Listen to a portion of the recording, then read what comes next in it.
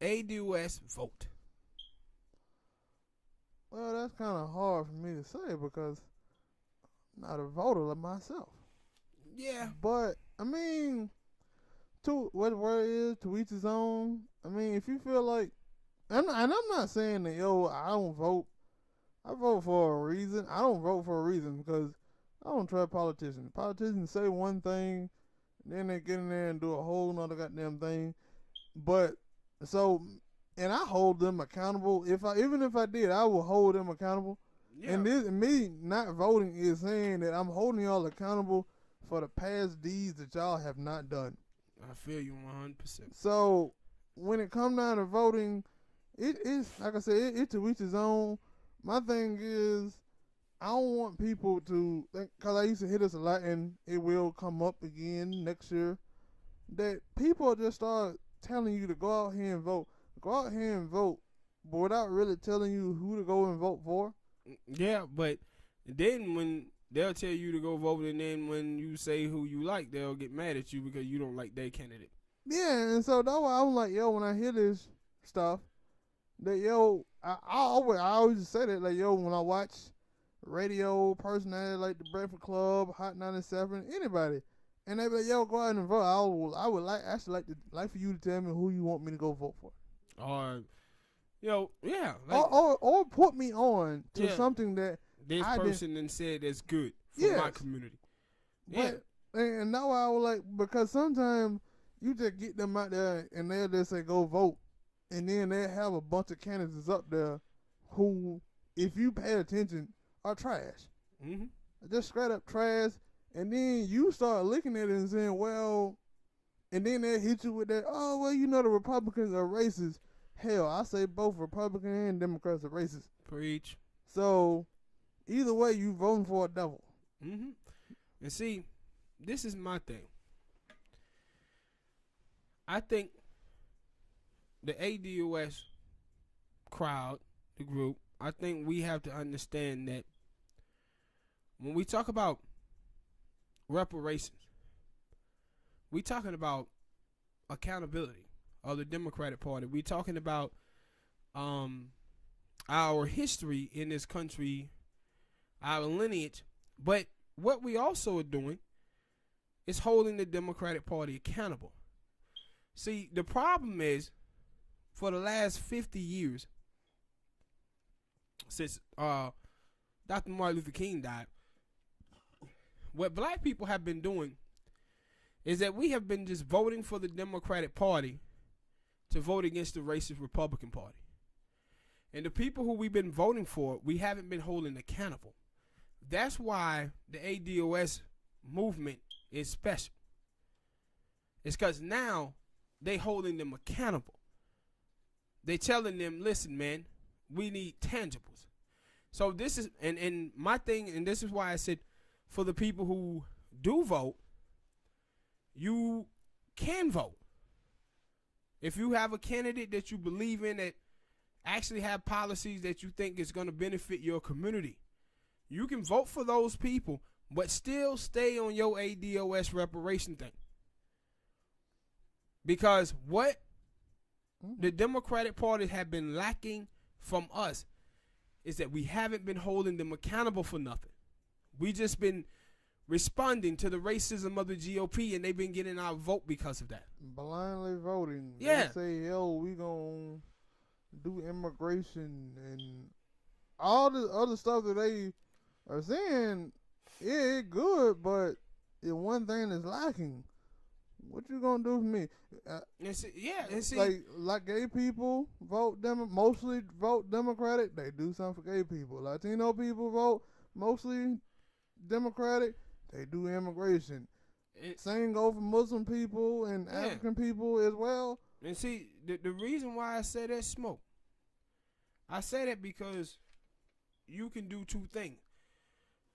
What ADOS have to do is be black first and then worry about the other things.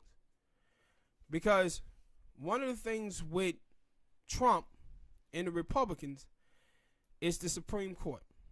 And this is the thing we have to take into account.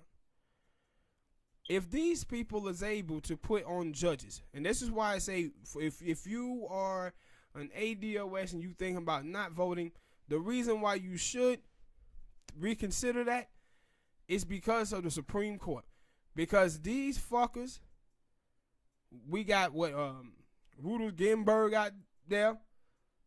She on her last leg, people. Let's be honest. Let's be honest about this. And if they get another Republican in there, do you really think that old lady gonna last another 5-6 years? With the stress of politics. Like, no, she old as dust. I'm just saying, you add on stress, it's gonna make it close. And not only that, you talking about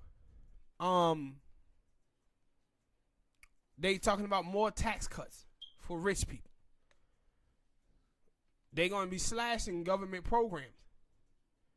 Then you talking about circuit court judges. So it's reasons to vote for the Democrats, but stay on point with your ADOS reparation thing. Stay on point. Hold every last one of these people who you vote for accountable. Because this is what, when you watch the black people in the media, the boulets, this is what they don't do. So when you hear them go after the ADOS movement, the reason why they are is because you got different groups of the ADOS movement. You got some ADOS people who say, yeah, we're going to vote, but we're going to vote for the right candidate, but we still pushing this. And then you have some people who said no tangible, no vote. So those people are the ones who they reacting against the most. Why? Because these boulets only care about one thing: beating Trump. Mm-hmm. Beating Trump, and because of the racism of him. But the Democrats, they're not worrying about what the hell they gonna do for black folk. They don't care. It's just, hey man, we gotta beat Trump. We gotta organize vote. What are we getting out of this? Because politics is an exchange. It's supposed to be. Yeah, you say you're going to do this to get my vote. But the thing is with us as black people is that we now have the mindset that we work for the politicians and the politicians don't work for us. I never had that thought. No, yeah. I told you. But it's the other way around. The politicians work for us. We don't work for them. So that's my whole thing with the ADOS movement. If you want to vote and you have a candidate that is talking about something, vote on the Supreme Court. Vote because of, especially in your local elections. It's very important. But push them. Push them, man. Because that's what we've been lacking. Is what y'all are doing now is pushing these people and forcing them on the issues pertaining to your community. And you can, for gay rights or feminism and or whatever the matter may be. But it has to be black first. It has to be black first, and then you get to the rest of those things. But be black first, man, when you vote. All right. Next topic I want to talk about is the attacks on Yvette Carnell. Because these attacks now spank. They getting out of hand, Smoke. Like, it's funny at this point. Funny. First, they were saying she was a Russian bot. Then they start saying that, she dates a white woman.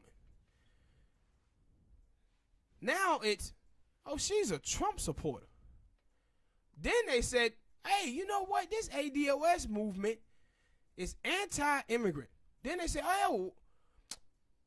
Yvette worked on the board for immigration. I said, how can y'all attack her for being anti-immigrant and then say she supported immigrants too? I don't know. How can you say both of these things? I don't know. It is.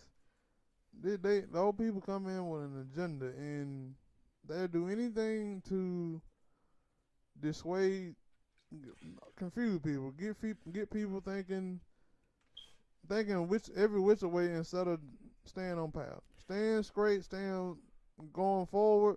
They give those little pit stops, and probably that's what they're trying to do now, and give her and other people who listen to her and who support her a pit stop to sit and think.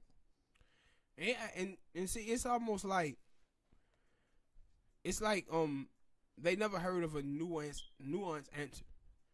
Either you 100% this way or you 100% that way, but it's no middle ground, right? So unless she only make videos about Donald Trump, if she don't do that, then she for Donald Trump. And that's basically what they're saying. If you take the approach of talking about immigration and understanding the fact that immigration is not all good for black people, ADOS people. Matter of fact, it's hard to find anything where you can point to and say this is good for African Americans. The thing is that people don't understand is about immigration is that black men have no value in the workforce. That's why so many black men are being pushed and forced into a life of crime to try to provide for their families, because the immigrants who are coming across the border, they are taking their jobs. Why? Because they're willing to do those jobs for very low money. $2 now. They don't want to pay black men, and not even just black men, but Latino men are hurt by immigration, Mexican American. And that's why you see that when you see things with black people, it makes no sense. When you see black people support immigration more than Mexicans do, it tell you, like, black people, what are we doing? That even those people are saying, you know what? I may be for the DACA kids staying here, but we need to do something about immigration. But they're not even thinking about the value of black men in the workforce and how the immigrants coming to the country from the border, how it is that they hurt African American value. Like I said before, if you was living with a woman and that woman was paying all the bills at the crib, do you think you can trash that woman? You wouldn't.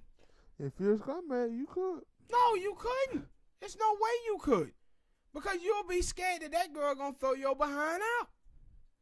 But if you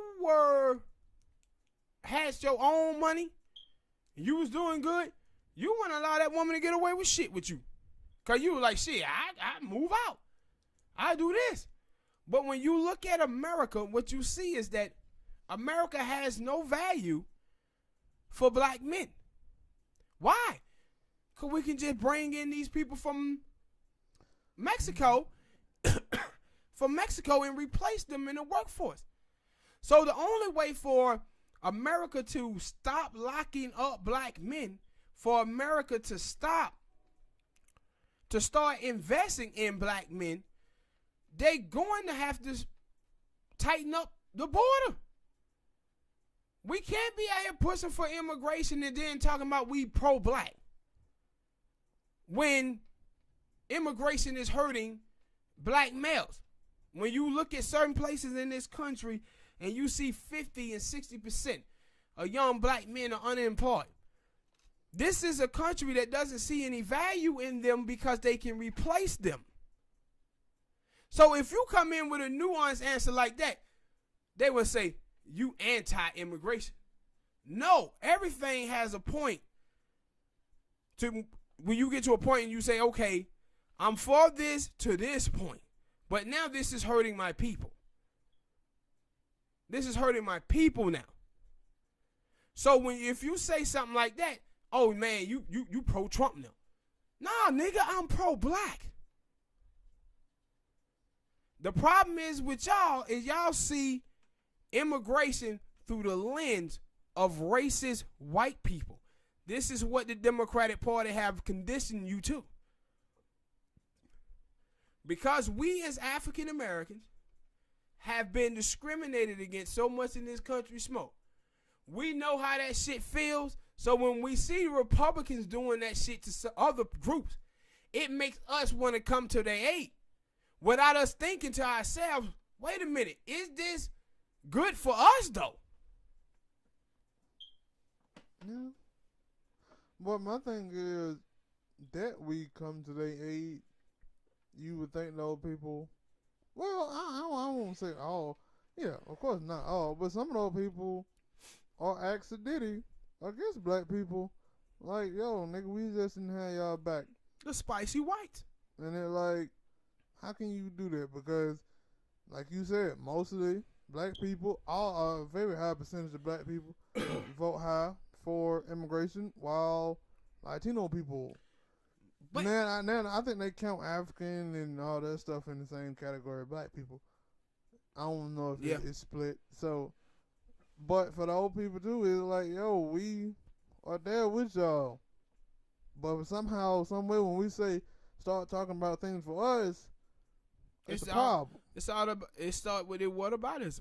It's a problem, and they're like, we never did that about you. We never said, yo, alright, but what if y'all get this and we don't? We just said, yo, we want y'all here, man. We want y'all to share in this lie that America is the land of the free or dreams come true, because that was a total lie. But for some, damn sure one for black people. Yeah. And see, and that's my whole thing, like the DACA kids, I understand, I don't want to see no family split up. But man, they get to a point in time, like in your family, and all y'all black folks who listen to this, and poor whites who listen to this, or Mexicans who listen to this, y'all understand when you have to tighten your belt. It be times where you go out to eat and watch movies, and you order that NFL package, that NBA package, Major League package, or whatever. But then your hours start getting cut on your job. Your old lady hours start getting cut on your job. And you start saying, look here, Mo, we got to tighten our belt. We can't be spending like this. Mm-hmm. We can't be spending like this. And this is where it have come to immigration. It come down to now where, okay, immigration from a below the border, allowing people to come in. Okay, let them come in. But when it starts to affect Americans, where they cannot find work and feed their children to the point where they have to commit crimes, 50% of the population that's in jail now is in there for poverty crimes. These are people, man, who are being pushed to commit crimes to try to make a living in the greatest country in the world. They are replacing us in the workforce for low labor, bro. And we, as African Americans, as ADOS, we have to get to the point where we start saying, we're going to force this country to start seeing value in our black men, so they won't be tossing them away and making money off of them in private prisons.